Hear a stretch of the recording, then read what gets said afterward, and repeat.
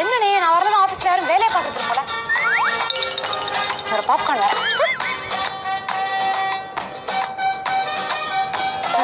ரூமுக்குள்ள கண்ணாடி ஒண்ணுதான் கேட்கும்.